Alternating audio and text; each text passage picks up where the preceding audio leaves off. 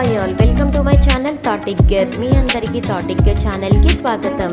ఈ ఛానల్ మీకు పురాతన దేవాలయాలు, పురాణాలు మరియు పవిత్ర గ్రంథాలు, హిందూ ఆచారాలు, పండుగలు, పర్వదినాల గురించి మరియు ఈ ఆచారాల వెనుక దాగి ఉన్న పరమార్థాన్ని తెలియజేస్తుంది.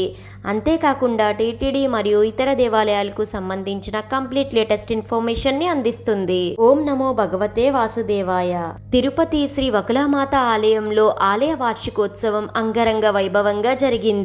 ఈ వార్షికోత్సవం ఎలా జరిగిందో ఈరోజు వీడియోలో తెలుసుకుందాము. తిరుపతికి సమీపంలో పేరూరు వద్ద శ్రీ వకులామాత ఆలయం ఉంది. శ్రీ వకులామాత ఎవరో కాదు, శ్రీ వెంకటేశ్వర స్వామి వారి మాత. ద్వాపర యుగంలో శ్రీకృష్ణుణ్ణి పెంచి పెద్ద చేసిన యశోదమ్మే ఈ కలియుగంలో శ్రీ వకులామాతగా అవతరించారు. అయితే శ్రీ వకులామాత ఆలయంలో జూన్ 30 ఆదివారం నిన్న వార్షికోత్సవం అంగరంగ వైభవంగా జరిగింది. ఈ సందర్భంగా ఆలయంలో ప్రత్యేక కార్యక్రమాలు నిర్వహించారు. ఇందులో భాగంగా ఉదయం సుప్రభాతంతో అమ్మవారిని మేల్కొలిపి తోమాల సహస్రనామార్చన నిర్వహించారు. అనంతరం ఉదయం 8 గంటలకు విశ్వక్సేన ఆరాధన, పుణ్యవాచనము, రక్షాబంధనం, అగ్ని ప్రతిష్ఠ, కలశ ఆరాధన, మహాశాంతి హోమం, పూర్ణాహుతి నిర్వహించారు. అనంతరం ఉదయం 11 గంటల నుండి మధ్యాహ్నం 12 గంటల వరకు అమ్మవారి ఉత్సవాలకు అష్టోత్తర కలశాభిషేకం జరిగింది.